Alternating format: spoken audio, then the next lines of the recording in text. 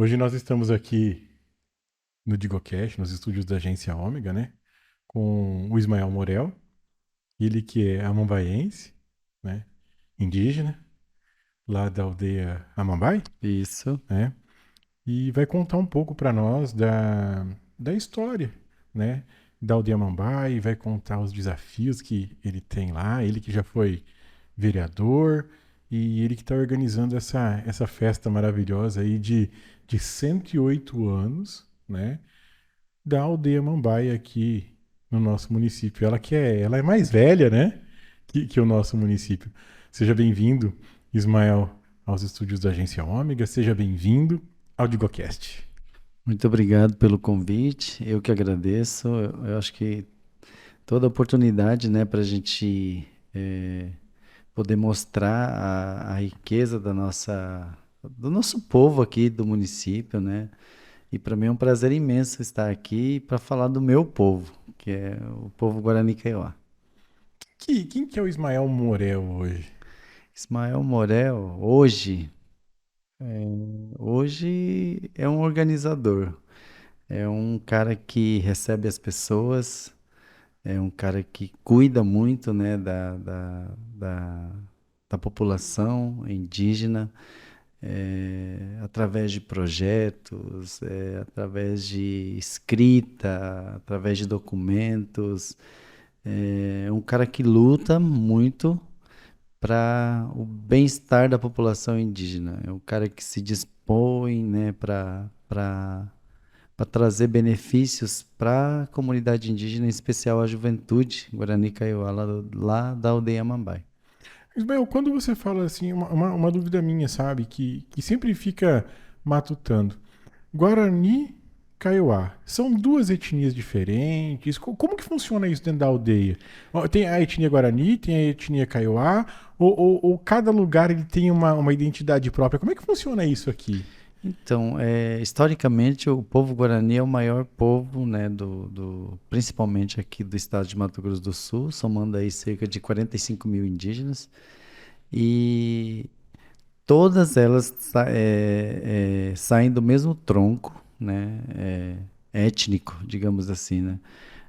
E o Guarani se divide em povo, né? Tipo, povos que depende muito da onde mora, da onde vive, é denominado com outro nome. Mas é o mesmo tronco étnico de todo mundo. Então, assim, existe o Guarani. Em Mato Grosso do Sul, existe o Guarani Kaiowá, né? Que seria como é que a gente pode falar? Uma divisão, Uma uma ramificação, né? ramificação da, da etnia Guarani. E aí existem também os que se denominam somente Guarani, né? Aí tem o povo que mora lá em Japorã, que é mais ali a divisa com o Paraguai também, que se autodenomina Guarani Andeva. Os Guarani que moram no Rio, em Santa Catarina, no Rio de Janeiro, se autodenominam Guarani Imbuá. Os que moram no Paraguai se autodenominam Itaúterã, povo centro da terra. Que historicamente, e eu estou falando isso mais por experiência com a minha própria família, nós viemos desse povo. Então, mas há uma rixa muito grande, né, entre esses termos dentro da aldeia. Chega até a ser pejorativo de vez em quando, né? Tem alguns que se autodenominam Kaiowá e não tem ninguém que tire isso da cabeça, e o outro se autodenomina Guarani e colocam assim, defeitos, né, na etnia dos outros, né, que se autodenominam de tal etnia. Então, assim, é, é o mesmo tronco étnico que, dependendo do lugar onde vive, recebe um outro nome. Nós somos todos Guarani. Nós começamos um movimento na aldeia de nos autodeterminarmos e nos identificarmos como Guarani Kaiowá. A gente não coloca mais Guarani e Kaiowá. A gente fala que nós somos Guarani Kaiowá, para não gerar mais esse preconceito entre nós mesmos que moram nas aldeias aqui É buscar unidade, né? buscar unidade nas aldeias aqui de Amambai. Legal. Você tem quantos anos, Ismael? Eu fiz 43 agora, mês passado. Novinho, tá tranquilo. Na flor da idade. Ai, ai, E como que foi você crescer dentro da aldeia, né? E o que te levou você a sair da aldeia e retornar pro seu lar, né? Eu não sei se é certo falar o seu tecorá, é isso que fala? Isso, Tecorrá. Tecorrá é um lugar onde se vive, onde se é. Então, onde eu vivo e onde eu sou. Tudo no contexto Guarani Kaiowá. Então, assim, para mim, eu acho que o desafio foi muito maior, porque eu sou filho de não indígena com uma indígena Guarani Kaiowá. E eu nasci, digamos assim, diferente. Nasci branco, né? Mais branco que muita gente lá, e com cabelo mais liso, e com uma fisionomia um pouco diferente dos outros, que acabou gerando um certo preconceito dentro da aldeia. E sofri muito bullying na escola por causa disso. E foi o que me fez assim. Hoje eu agradeço até, né? Porque foi o que me fez superar todos os desafios, né, que aconteceram na minha vida. Só o fato de ter nascido dentro da aldeia com uma mãe indígena já foi uma luta tremenda. Para ser aceito dentre os indígenas, né, que moravam, os moradores, né, para mim ser aceito foi outro desafio. E o que é você nascer dentro de uma aldeia? Eu acho que a gente poderia resumir em lutas. Eu acho que todo jovem que nasce dentro da aldeia, ele é um. Por isso que a gente chama todo mundo de guerreiro. Porque realmente você luta, primeiro para nascer, depois para sobreviver, né? Para passar toda essa sua fase, porque lá na aldeia a gente não tem adolescência. Então, nós somos crianças e viramos adultos. Não temos a fase adolescente na aldeia. Então, assim, a gente vive uma cultura, né, que muitas vezes eu acho errônea, mas a maioria pensa de um jeito, né? Então, a gente respeita, mas é um desafio muito grande ser indígena, trabalhar com a questão indígena, ser professor indígena e ser protagonista da minha própria história. Assim, quando você fala e a gente tem também a barreira da língua, né? Porque você está dentro da aldeia, as pessoas falam o Guarani, né? E eu realmente não sei, eu acredito que seja o Guarani. E você sai para a cidade, você tem que falar o português. E aí, e as pessoas que não saem da aldeia, elas continuam falando Guarani, às vezes não sabem nada de português, né? E você precisa passar toda essa questão cultural, digamos que esse entrelaço cultural para eles poderem viver e ver o que está acontecendo. E eu acho que hoje em dia, eu não sei como é que vocês lidam com isso, né? E eu não sei também se eu estou falando certo, essa questão tecnológica que a gente tem e que todo mundo tem celular, todo mundo tem um computador hoje, e eles veem esse mundo grandioso e eu acho que eles querem trazer isso para a vida deles, né? E como que funciona isso? Como é que funciona essa mistura de cultura dentro da aldeia? Então, né, a gente passou por um processo de aculturação muito grande. E hoje em dia, por mais que passe o tempo, a gente continua sofrendo as consequências da aculturação e a interferência da tecnologia, digamos assim, né? Por um lado é bom, porque a gente aprende muito, e o lado bom da tecnologia dentro da aldeia é o fato do índio usar a tecnologia conforme a sua visão, né? Por exemplo, o celular. O celular, a maioria da juventude hoje tem, até porque é de fácil acesso, né? É, internet. Então, eles escrevem, por exemplo, as mensagens em Guarani. Isso fortalece a língua. Então, assim, o povo Guarani Kaiowá é o único do estado que, assim, todas as aldeias falam. Todas são. Só no Cone Sul de Mato Grosso do Sul são 23 aldeias. Todas as aldeias falam a língua materna. Falam a língua materna, ouvem oralmente nas suas casas e estudam na escola. Então, assim, o fortalecimento da língua na aldeia é muito forte. Então, assim, é uma coisa muito legal de se ver, porque por um bom tempo nós fomos proibidos de falar o Guarani. Então, na escola, é, Sério? Isso? e até a minha, por exemplo, vou falar da minha família, até os meus familiares achavam mais bonito você aprender o português. É lógico que a gente precisa aprender, porque a gente só sobrevive numa aldeia que fica praticamente do lado de uma cidade, né? A gente precisa aprender.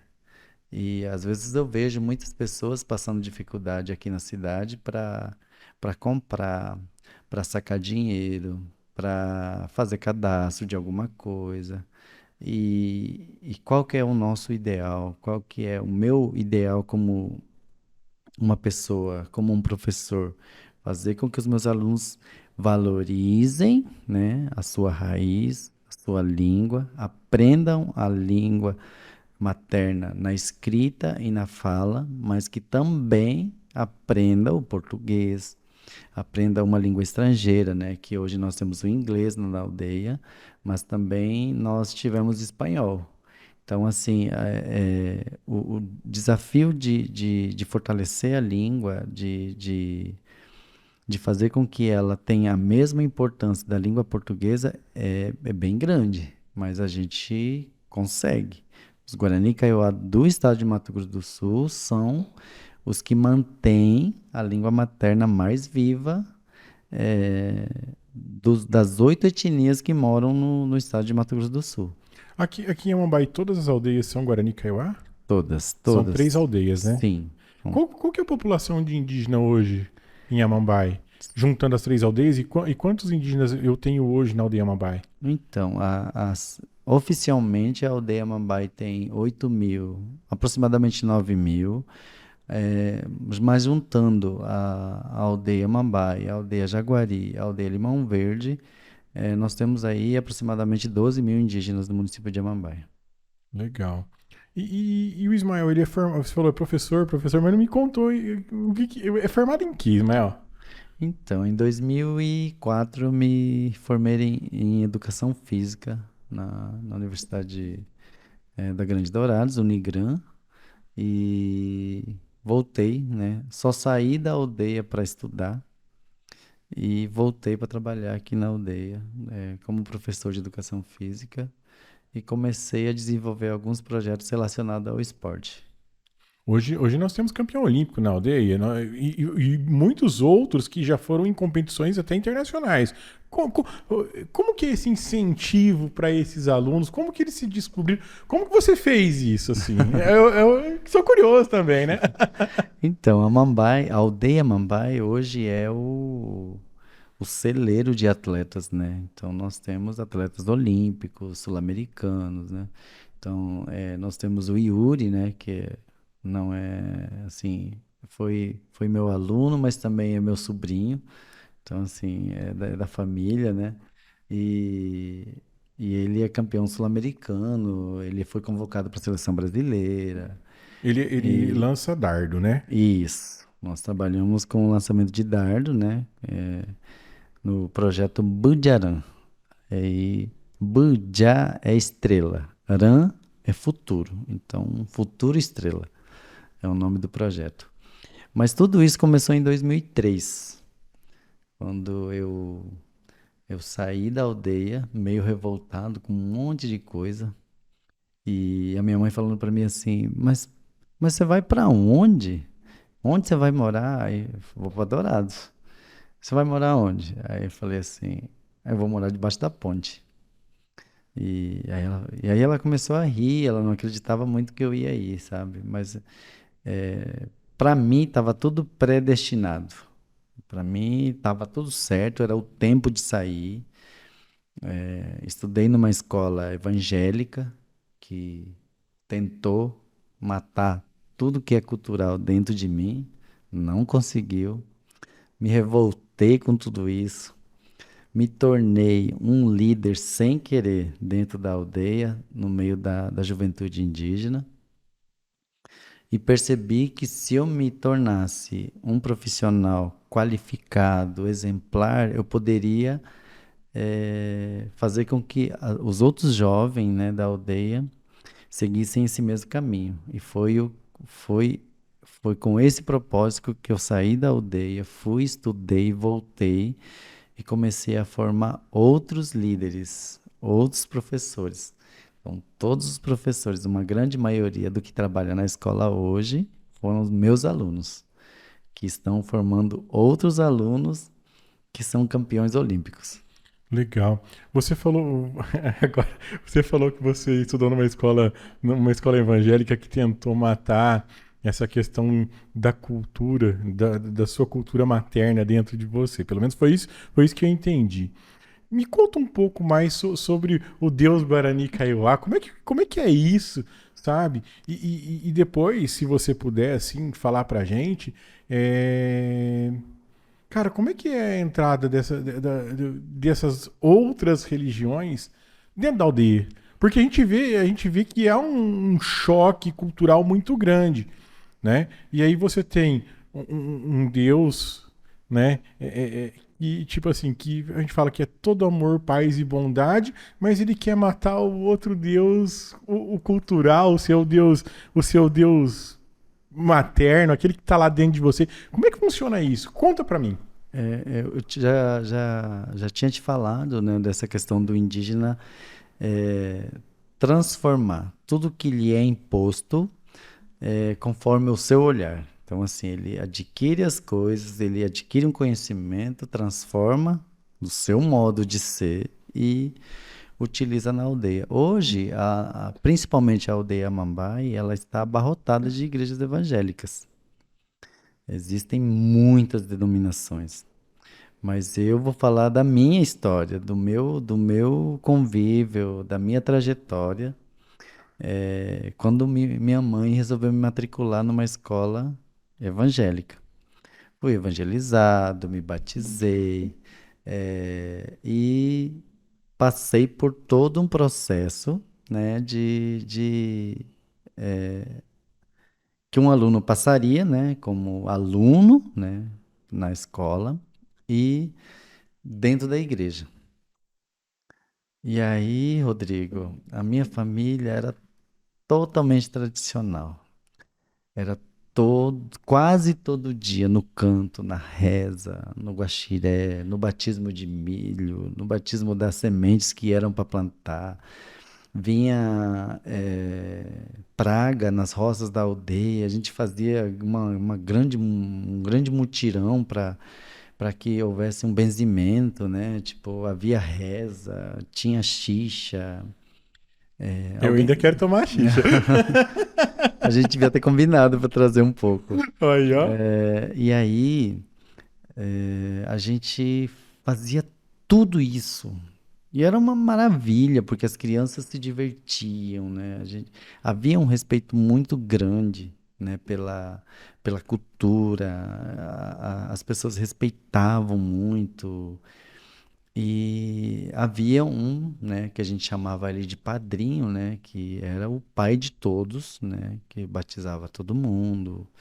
E eu tinha uma admiração muito grande por ele. Então, assim, a minha família vivia nesse meio, nesse rolê de, de batismo, reza, canto, dança e toda esse rito, né, que a gente tinha dentro da aldeia. E fui matriculado numa escola evangélica. Aí a minha professora começava a falar assim, lá na Bíblia, lá no personagem tal, que não sei o quê. Aí eu falava assim, professora, tem o Jaguareté. Aí ela falava assim, o que que é Jaguareté, Ismael? Aí eu falava, então, é que na nossa mitologia, a moça que é virgem, quando ela menstrua, né, ela não, ela tem que se esconder, ela tem que cortar o cabelo, ela fica resguardada por um período de 7 dias, e senão o jaguareté, que seria a onça, né, macho, vem, se mostra para menina, encanta a menina, aí geralmente ele vem e se transforma no cara que a menina tá gostando, e se ela ceder, a onça rapita, né? A menina e leva embora. E, e eu, nossa, me maravilhava contando isso. Ela falava assim: "Ah, isso não tá na Bíblia, isso é pecado. Você não pode ficar contando essas coisas aqui na sala." Aí ficava quieto. Aí, no outro dia, outra historinha. De novo, ó, isso não tá na Bíblia, isso é pecado. E eu com muita vontade de contar. Porque assim, a minha família, a minha mãe, né, que é a matriarca, tinha toda a família em volta. A nossa casa, eu morava com a minha mãe, ela é a avó de todas, né? Então, eu morava com a minha mãe, eu sozinho e toda a família em volta, né? Sua mãe é viva ainda? Não, a minha mãe é falecida, ela Como que era o faleceu, nome da sua mãe por Gabriela. Gabriela? Ela tem um nome que não seja. Ela deve até ter, mas eu não Não. lembro agora. É porque a gente. Então, esse é um outro processo, porque, por exemplo, o nome de batismo. Todos nós temos. Qual que é Todos. o seu? Todos. Avaco no mi virarende. Então, assim, é, todos nós temos, mas a gente não pode usar. Primeiro, pela legislação que não permitia, né? Recentemente, agora foi aprovada uma lei que permite o indígena colocar o nome indígena, mas antigamente não podia. Então, e quando você passa por esse processo de evangelização, você começa a deixar de lado toda aquela bagagem cultural que você adquiriu, que você teve durante a sua infância, né, a sua juventude. E, e, ao meu ver, isso é minha opinião, é uma coisa que vem de mim, né, é uma coisa que eu passei. É uma coisa que ninguém pode falar para mim que eu estou errado porque eu passei por isso. Eu perdi minha identidade. Chegou uma época da minha vida que eu não sabia o que que eu era, porque eu ia para a escola, eu era pressionado a ser quem eu não era. Eu ia para minha casa, aí ficava olhando tudo aquilo que é cultural, como por exemplo o baracá, que é o chocalho que a gente usa para dançar, e eu ficava lembrando, isso é pecado, isso é pecado. Você vai pro inferno, você vai pro inferno, você vai pro inferno. E aí eu comecei a entrar na fase da adolescência, que é assim, né? Todos nós sabemos como É o rebelde, é, né? É é uma um. época de revolução, tudo. Então, assim, Rebeldia. e aí eu ficava naquela, meu Deus, eu não quero ir pro inferno, mas também não quero perder, né? Todo aquele contexto. E a minha mãe batendo na mesa. Falando, não. Quem falou pra você que é pecado? Não é pecado. Não, a gente vai pra dança, a gente vai pra reza, a gente vai fazer os rituais que a gente fazia antes. E eu com aquilo na cabeça, você vai pro inferno, você vai pro inferno. E eu perdi. Houve um tempo que eu não sabia mais quem que eu era. Fiquei perdido mesmo. Entrei em depressão. E hoje em dia, quando as pessoas perguntam, mas por que que o indígena se mata? Por que que o indígena se suicida? Aí você vai ver a questão da faixa etária das pessoas que morrem, é tudo adolescente. Tudo nessa fase que eu fiquei revoltado, desesperado, sem saber aonde correr. Porque eu ia para a escola, os meus professores maravilhosos, gosto muito deles, conheço vários ainda até hoje, porém, Hoje eles vão ficar sabendo que me prejudicaram muito, que me deixaram muito triste, que me deixaram entrar em depressão e eu não pude contar com eles, que é o que eu tento fazer com os meus alunos hoje. Hoje eu tenho uma ligação com os meus alunos totalmente diferente. Eles vêm, me contam as coisas, passam também por todo esse processo, né? Já tive casos de aluno entrar na sala de informática. Teve uma época que a prefeitura colocou, né, os computadores na escola e os alunos tinham que aprender a manusear o computador. Já tive casos de alunos chorarem desesperado porque não podia tocar no computador. E eu na sala desesperado, mas o que que foi? E chorava, chorava, chorava e eu sou criança, eu sou criança. E eu falo, não, mas você é criança, sim, eu entendo que você é criança. Mas é que eu sou criança de Jesus e eu não quero morrer, eu não quero ir para o inferno, porque lá na igreja pregaram para nós que se eu ligar o computador, se eu olhar para a tela do computador, eu vou estar pecando. E são essas coisas que me revoltaram mais ainda e essa tem sido a minha luta, sabe? De falar para os meus alunos, de colocar na cabeça deles de que eles são indígenas, que são, que é bom ser indígena, que é lindo ser indígena, que é bom, que é maravilhoso morar numa aldeia, ser diferente, né, da maioria. E que eu posso ser tudo aquilo que o outro é. Eu posso falar o português, eu posso ter um bom emprego, eu posso trabalhar, eu posso estudar, eu posso. As possibilidades estão aí.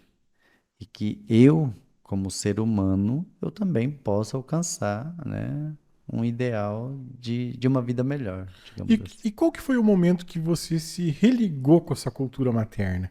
Como que você se redescobriu, Ismael? Eu achava, nesse momento que eu estava perdido, que eu achava que era só eu que estava nessa situação. Até porque eu não tinha muita convivência, né? Tipo assim, era escola, casa, né? E aí surgiu uma tal de televisão na aldeia. Inclusive, tinha uma televisão que servia para todo mundo. E a gente começou a ter informação. E a gente começou a ver que tinha outros indígenas que estavam cantando, estavam dançando. E o momento que assim, me arrebatou assim, o coração, a alma, o espírito foi o dia que a minha mãe me deu um tapa na cara. Foi o que me marcou. Até hoje eu lembro desse tapa.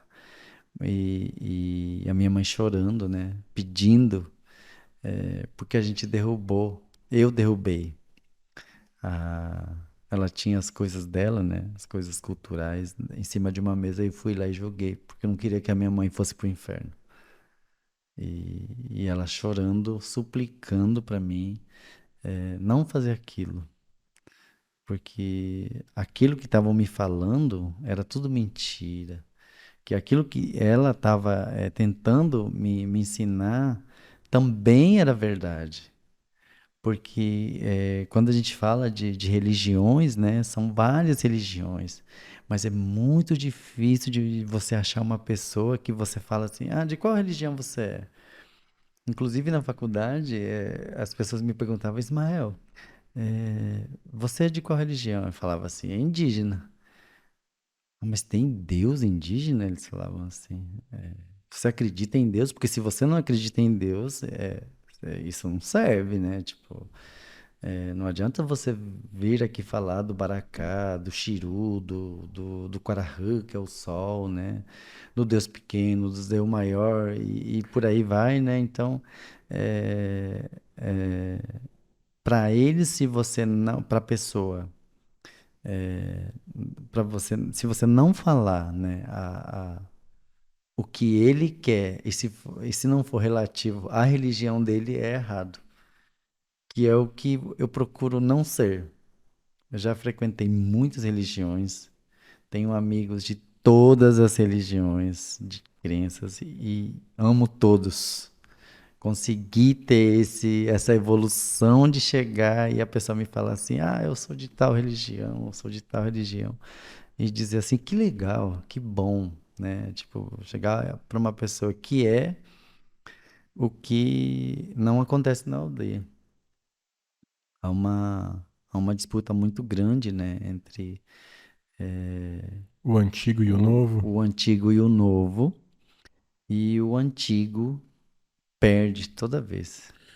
A religião, a fé que vocês professam, a religião, não sei como chamar, vocês têm um único Deus ou ele é politeísta?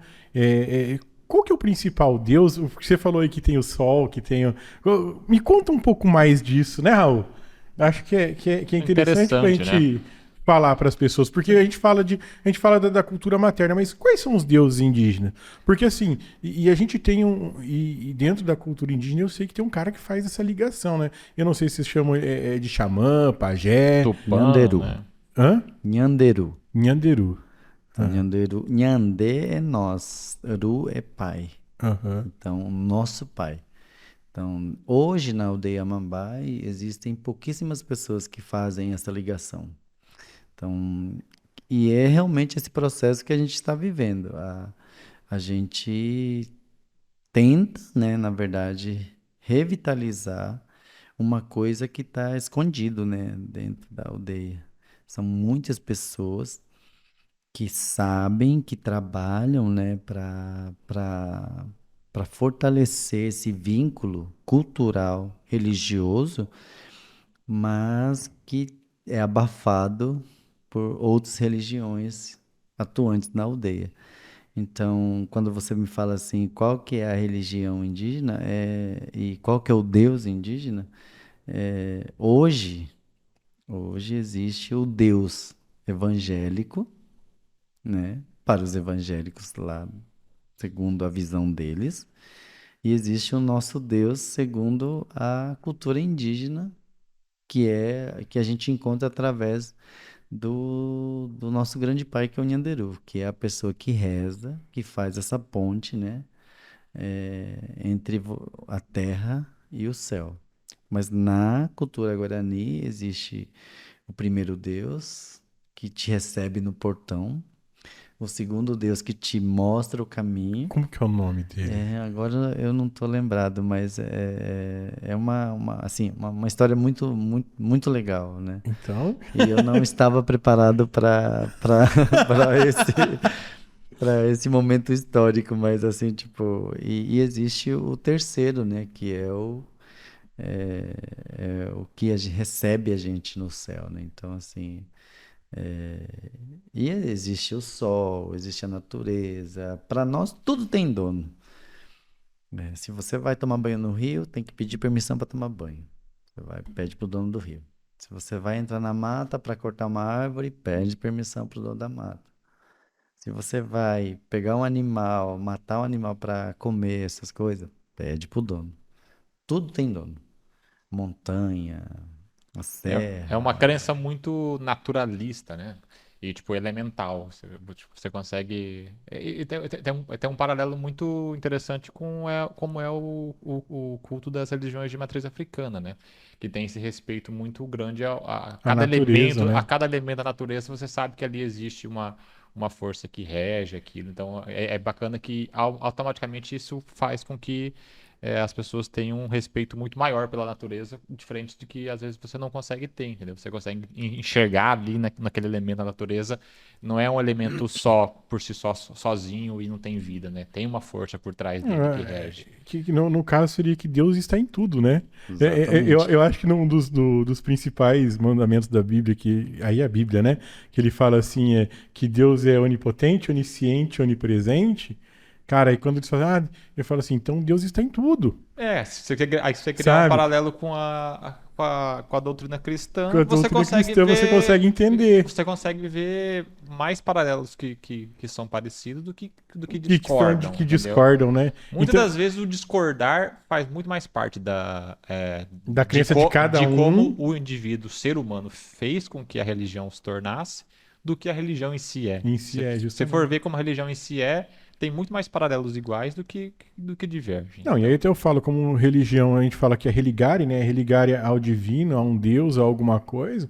Então, cara, eu acho que Deus está em tudo e acredito que Deus é o Sim, mesmo para todo mundo. Isso é uma visão, hoje, depois de 40 anos, né? Eu consigo enxergar isso e como você, eu consigo respeitar todas as crenças diferentes.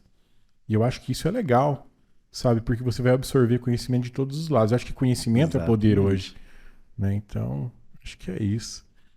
E tem esse peso também que, em si, para a cultura, para o povo indígena, como você falou, a preservação desse traço, que é o traço religioso, não é apenas, não se resume apenas em ter uma religião, se resume numa resistência da própria cultura do povo indígena. Então, tipo, é uma expressão, é uma ramificação do que é ser indígena que não tem como desvincular.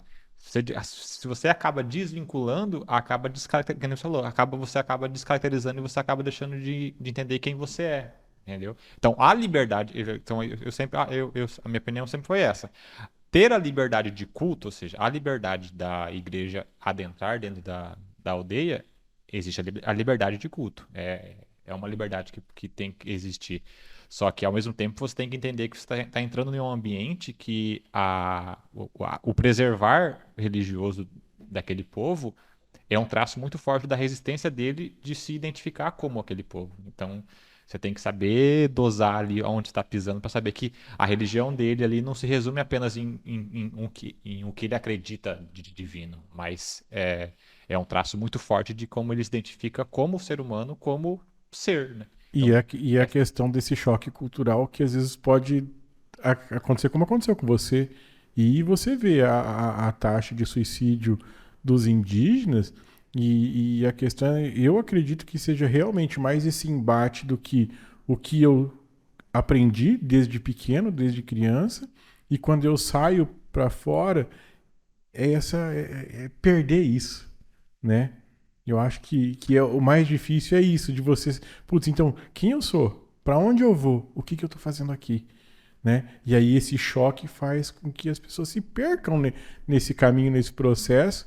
E eu acho legal esse trabalho que você faz, Ismael, de tentar, né, mostrar para todos os lados que é o Deus que ele tá em tudo, né? Que você não precisa ter esse choque cultural, você não precisa ter essa tipo assim, abdicar da sua religião materna em detrimento de alguma outra que tá te condenando, sabe? Só que, como eu te falei, é muito difícil de você achar uma pessoa assim, né?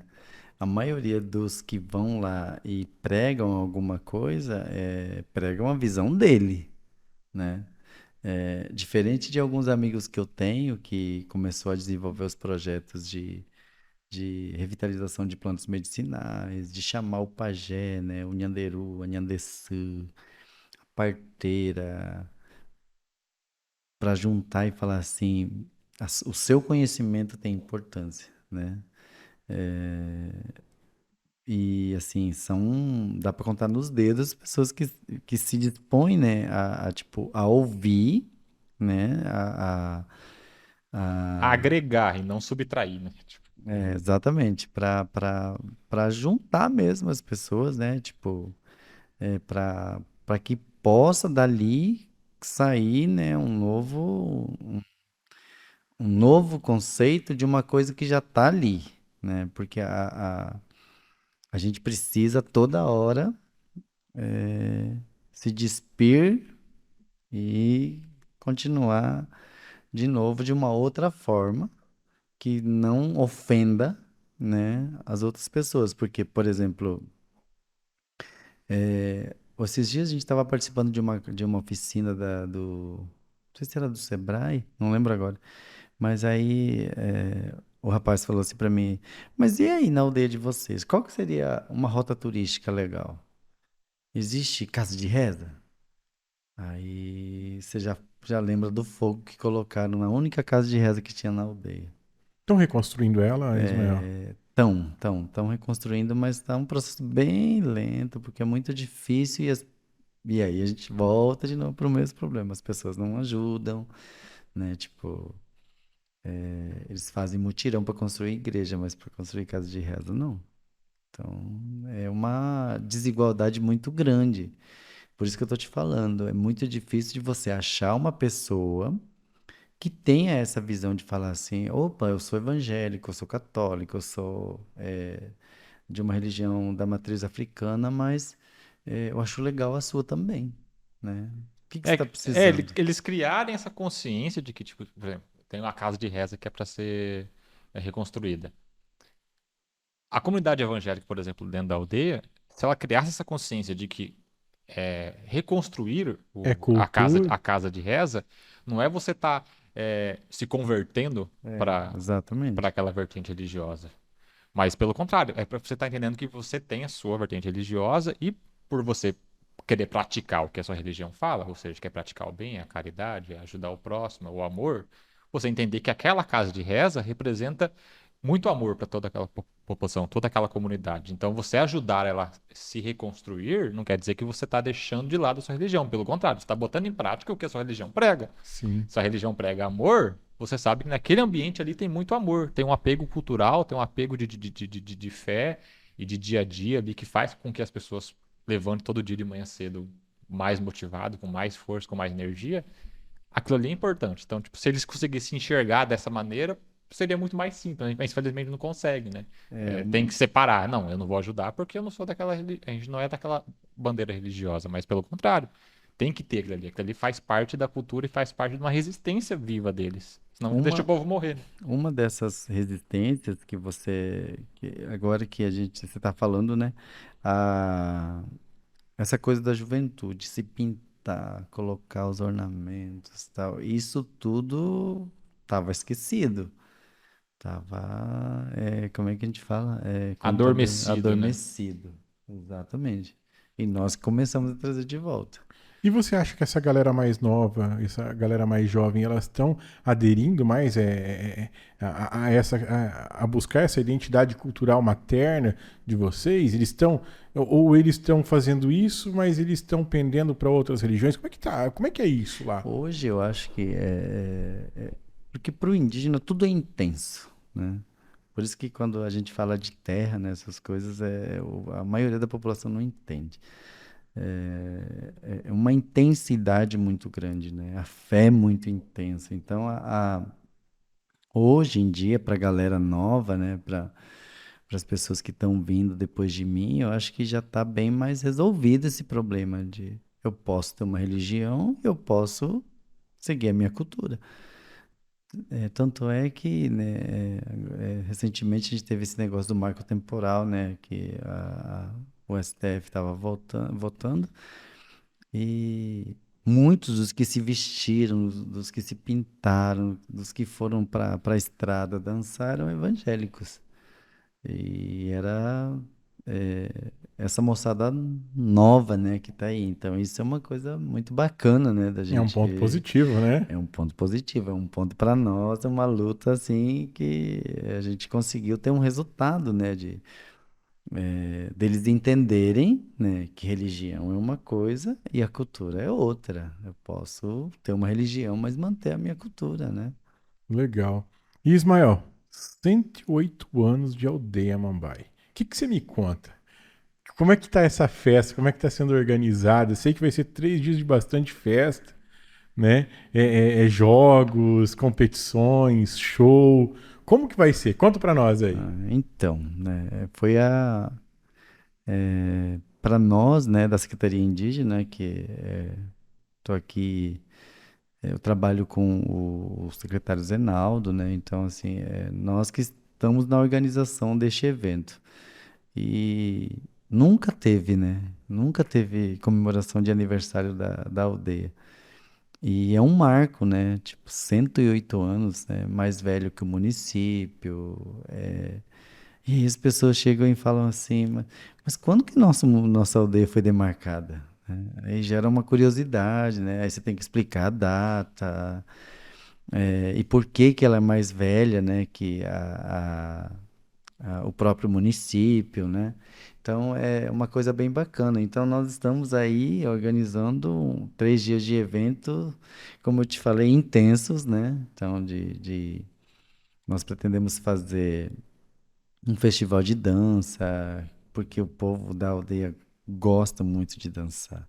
Então tem aí a molecada que adora, né, os outros ritmos, né, principalmente a dança de rua, né, que é uma paixão, né, na aldeia. Então nós vamos fazer um festival de dança, né, de coreografias. Nós vamos fazer um festival de música, né, que as pessoas vão poder mostrar o talento musical, que também temos vários, né, talentos dentro da aldeia. E nós pretendemos fazer no segundo dia a primeira conferência municipal com o tema O que temos na aldeia e o que queremos na aldeia. Então, nós temos muitos problemas também dentro da aldeia, né? Então, a gente quer que as pessoas venham, né, e relatem os problemas, mas já surgiram uma solução para aquele problema, né? Então, a gente quer, né, que as pessoas venham e que as pessoas falem qual é o problema da aldeia, o que que ele pensa sobre esse problema e qual é a solução que ele estaria propondo, né, para a gente acabar com aquele problema. Então, também, né, uma coisa inédita dentro da aldeia. E para encerrar, nós vamos fazer uma corrida de bicicleta. E à tarde nós vamos ter pescaria, mas eu acho que o destaque vai ser a corrida de bicicleta. Que as crianças e principalmente a juventude, né, perguntam do que eles podem ir, se pode trazer aro 29, aro não sei o quê. Aí tem uns que vão de Monark e vai ser assim, a corrida com o que eles tiverem É à disposição, liberado. é à disposição deles. Então, assim, pretendemos com esse evento marcar, né, fazer uma demarcação tanto para a aldeia quanto para a sociedade aqui da cidade, e visibilizar mais a aldeia, de falar assim, nós já estávamos aqui. Tanto é que nossa aldeia é mais velha que o município. Então, inclusive quando perguntam, né, dessa demarcação, né, quando nossa aldeia foi demarcada pela SPI, né, em 1915, a gente já morava aqui, né? Nós vivíamos espalhado pela região e resolveram juntar a gente, como muitos, né, do meu povo chamam de confinamento, né? Então, confinaram a gente num lugar só. E nós queremos visibilizar essa data, dizer para a sociedade não indígena daqui do município de Amambai que nós estamos há muito mais tempo no município, que nós temos o nosso valor, que nós contribuímos com o município e mostrar para a população indígena Guarani Kaiowá da aldeia, das aldeias, né, aqui de Amambai, o valor que tem, né, o sentimento de, como que a gente poderia falar, de patriotismo, né, indígena, né, falar mais alto na comunidade indígena. E as pessoas estão aí se preparando, né? Muita gente perguntando se pode usar varinha de bambu, pode usar molinete, se pode isso, pode aquilo, e gera uma expectativa muito grande, né, na população. É aquele negócio, é confraternizar, né? É mostrar a cultura, é mostrar que vocês estão ali e confraternizar entre vocês, né? E também o convite se estende a todos, né? Que quiserem estar acompanhando os campeonatos, que quiserem estar lá vendo a corrida de bicicleta, né? Que quiser acompanhar as danças, é tudo aberto a todo mundo, Com sabe? cer- É com- um convite para a população de Amambai conhecer a aldeia, né? Exatamente. E a nossa preocupação é exatamente isso, porque muitas pessoas nos perguntam se podem ir para a aldeia. Essa semana eu conheci uma senhora que é de bastante idade, e diz que ela sempre teve essa curiosidade de ir para a aldeia, mas que ela tinha muito receio, tinha muito medo, porque as pessoas ficavam falando mal, né? Então, assim, principalmente para o ciclismo, nós vamos ter a participação das associações de ciclistas, né, aqui do município de Amambaio, que vai fazer uma abertura, e nós queremos sim que as pessoas se desloquem até a aldeia, conheçam a aldeia e participem conosco, né, de toda essa programação que a gente tá fazendo para todo mundo, não só para o pessoal da aldeia. Lógico que para nós tem um significado muito maior, mas o convite é aberto a todos. Ismael, assim, tem uma pergunta clichê do nosso programa, né? Que eu pergunto se qual que era o conselho que o Ismael hoje, de 43 anos, daria pro Ismaelzinho lá criança. O que você falaria hoje pro Ismaelzinho, se você pudesse falar com ele? Se eu pudesse dar um conselho para o Ismael, criança, abandone a, a escola e fique com a sua mãe. E eu acho que assim, foi essa divisão que teve na minha vida, né, nas minhas emoções, foi o que eu mais me arrependi de ter deixado a sabedoria tradicional da minha mãe e de ter assim, não fiz a escolha, né? Mas lógico que a escola foi muito boa, tanto é que eu sou um profissional, me considero um bom profissional, um profissional qualificado, principalmente na minha área. Não seria esse profissional hoje se não tivesse ido para a escola. Mas me arrependo muito de não ter seguido a orientação tradicional, cultural Guarani Kaiowá, ensinada pela minha mãe.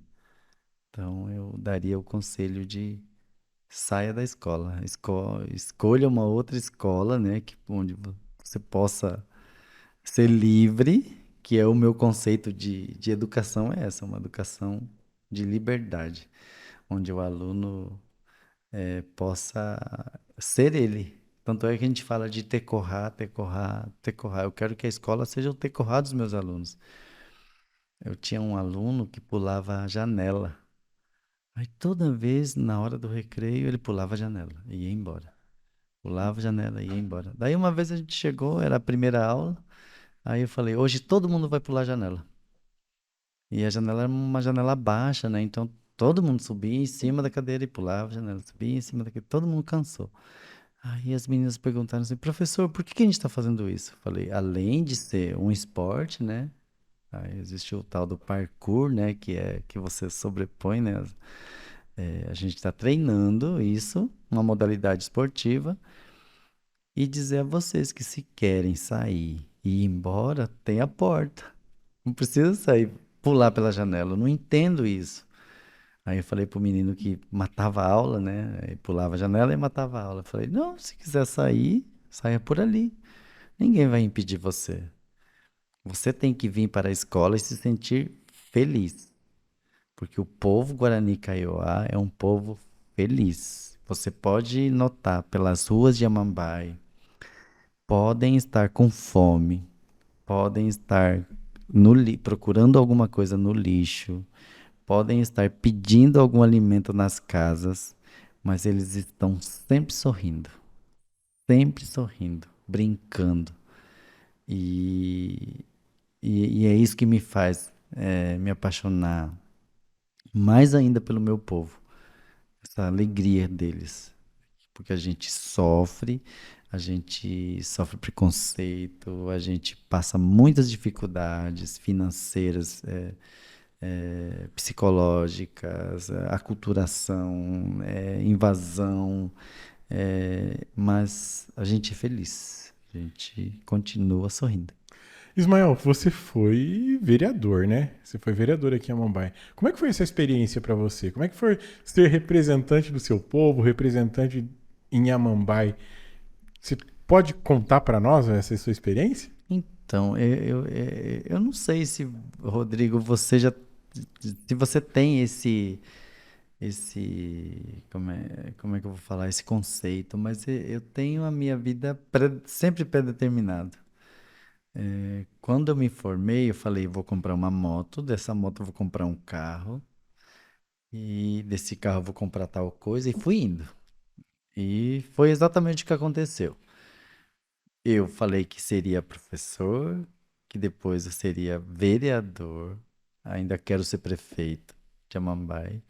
E quando você me pergunta, né, dessa experiência de ser vereador, foi uma, assim, a política, ela é muito forte. É uma passagem que não é para qualquer um.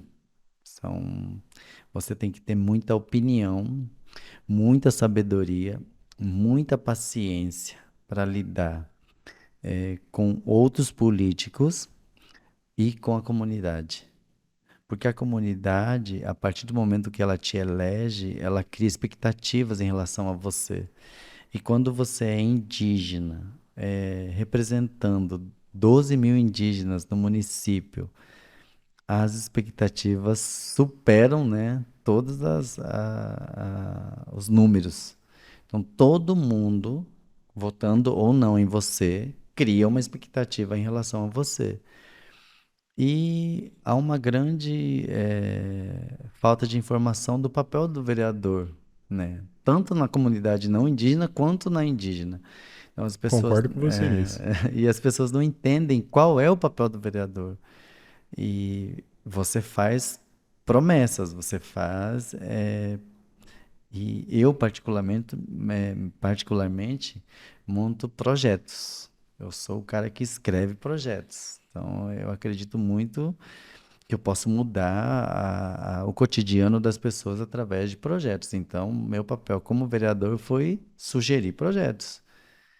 Mas isso não gerava um retorno político, né, para minha pessoa, que me deixava muito mal. Eu ficava muito ruim por causa disso, porque eu sugeria uma coisa tão simples mas esbarrava na política. Então, foi uma fase bem difícil. O vislumbre que eu tive, né, de ser eleito, porque eu fico imaginando, às vezes as pessoas recebem 50 votos e falam assim, ah, eu recebi pouquinho voto, né?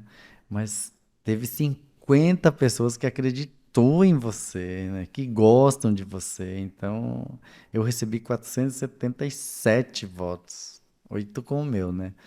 E assim, fui eleito.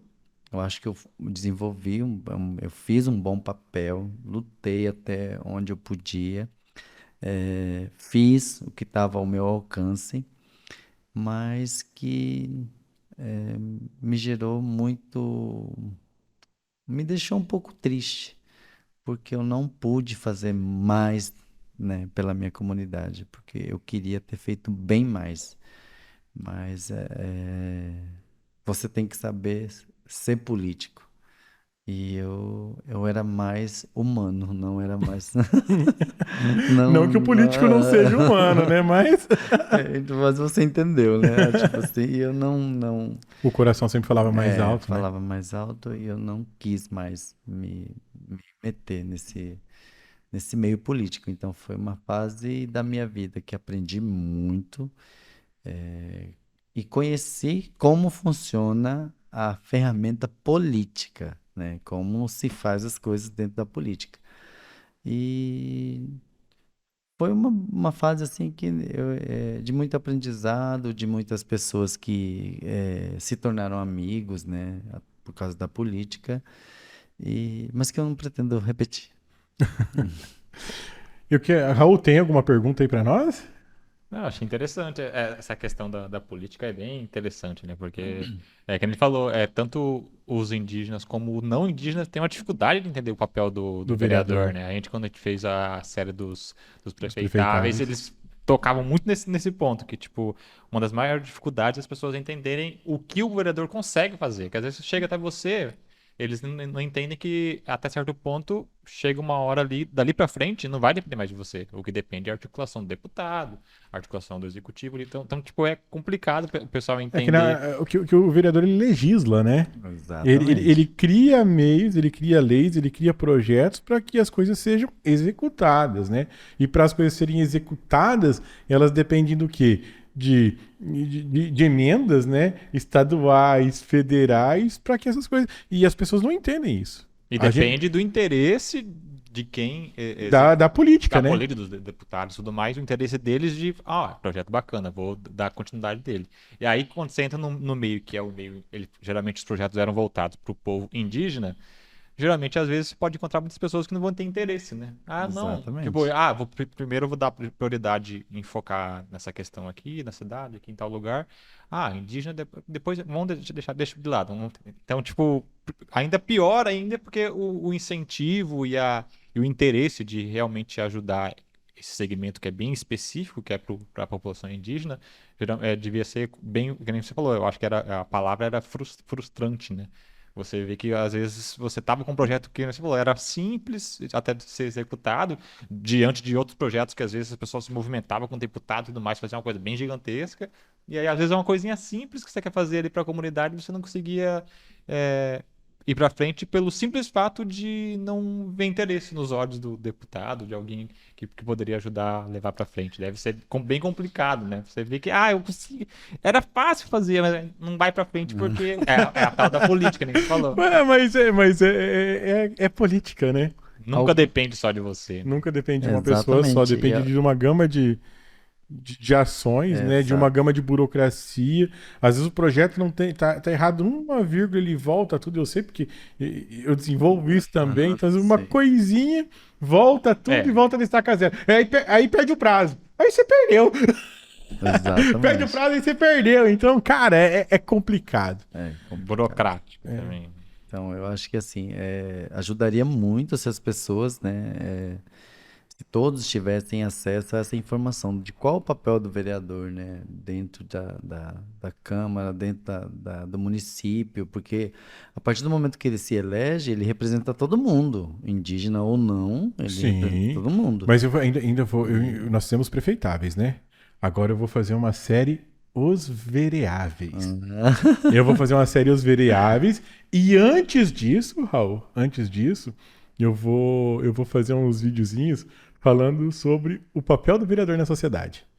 Olha lá, Raul. Pra ver se ajuda o pessoal a Para ver entender, se né? as pessoas conseguem entender o papel de cada político, né, dentro disso. Acho que vai ser legal isso, hein, Raul? O que você Sim, acha? sim, porque aí Tamo ajuda, junto, Raul, nessa? que aí ajuda as pessoas a entenderem que não quer dizer que elas têm que deixar de cobrar o político. Só que ela tem que aham, cobrar sim. Né? pelos motivos certos, dependendo de cada, Justo.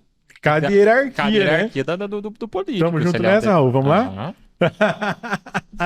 Ismael, eu quero agradecer a sua presença aqui. Foi de muita valia, muito valor você contar suas experiências, sabe? De mostrar essa questão do.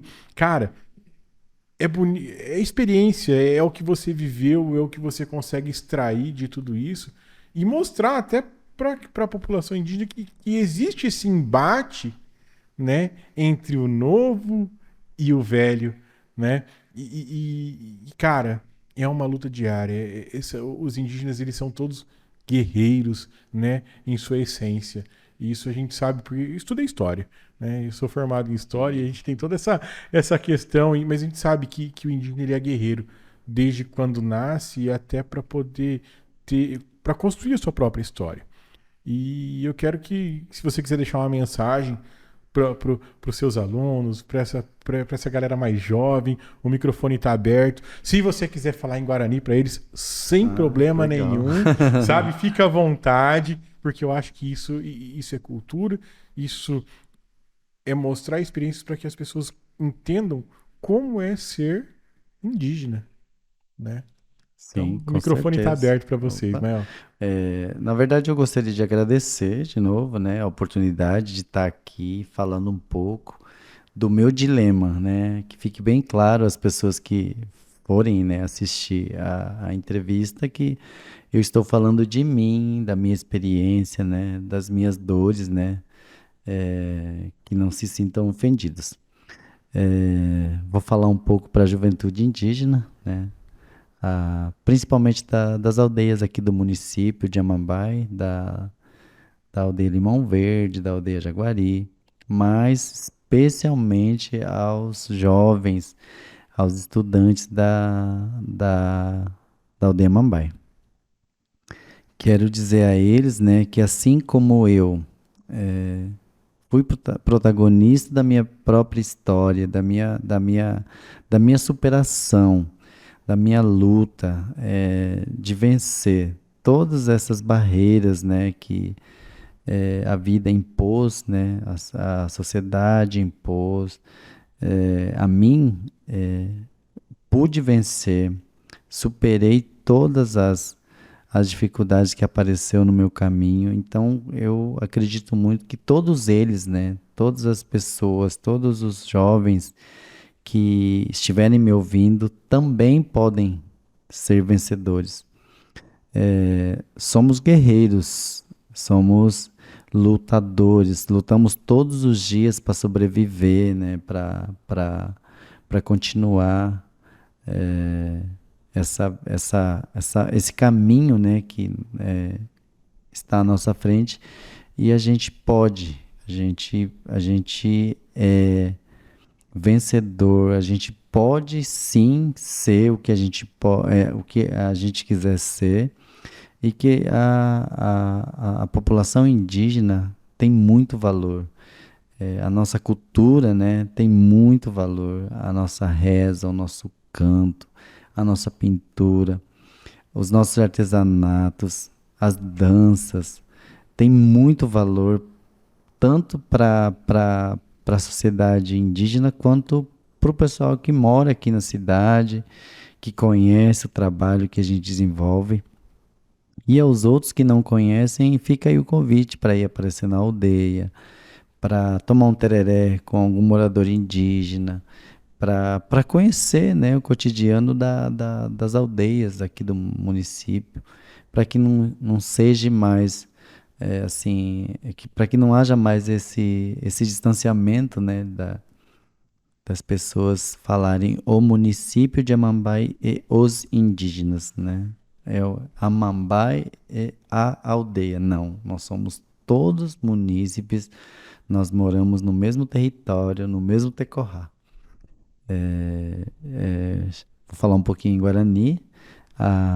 Xinye eu rendua guie, coab, Xequaa Antrovete, Xexerera Ismael, Xerra Emboerrara Escola Guarani Peguá, Xambá Pupenendie Treinamento, esporte, Introvete, mi modalidade de Nhambaapoa, o meu a Xerendu, a SPM, que a ninha onde a região Nhandereco, Nhandereco Tetewa, pe certo haite peguava a EPM, a ninha onde a região Nhandejiroku, Nhandepurahei, Nhandenimungaraí, a ninha onde a região outro uhe Nhandendoalei Haupea, Hanhambuque, a da Japoemba EVT. Então, o Porandura Mundeve Awapa, dere Tache Guarani Kaiowá,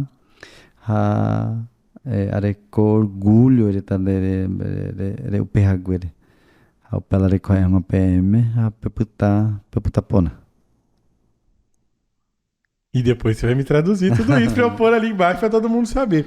Ismael, quero agradecer muito mesmo, tá? Você não quer convidar toda a população pra gente poder fazer um corte já? Convida a população pra festa, vai lá. Então, quero aqui deixar o convite aberto, né, a toda a população, principalmente da aldeia Mambai, que esteja aí participando da comemoração do aniversário da aldeia, 108 anos da aldeia Guapo'ã. Eu esqueci de contar o nome Guapo'ã. Guapo'ã é a figueira. E é o nome da aldeia, porque tinha muita figueira na aldeia. Então, é a árvore da aldeia, é a árvore da figueira. Guapo'ã é o nome da árvore da figueira, que na mitologia Guarani Kaiowá é um homem bonito que vem e se hospeda na casa dos outros. Essa casa é uma outra árvore, então ele chega, ele é um homem charmoso, bonito, bem arrumado, bem afeiçoado, e ele geralmente conquista o dono da casa, que o recebe, ele se hospeda e acaba tomando conta da casa do cara, porque geralmente uma figueira ela nasce na copa de uma árvore e ela seca a árvore e ela fica frondoso no lugar dela. Então, assim, essa é uma outra história, né? Que o nome da aldeia significa Guapoú em relação a isso, né? Tipo, tinha muita figueira e a história da figueira é essa, né? Legal. Do Guapoú. Então, fica aí o convite a todo mundo, principalmente para a comunidade indígena da aldeia Mambai, mas as outras aldeias que quiserem participar com a gente estão convidados. Se façam presente no festival de dança, na música, na conferência, na corrida de bicicleta, no festival de pescaria. E agradecer a todos, né, pela colaboração que tem nos dado, inclusive a você, Rodrigo, pela oportunidade de estar aqui divulgando o nosso evento. Obrigado, Ismael. Tamo junto nessa. Aqui. Obrigado, Raul, que tá sempre conosco aí. Tamo junto.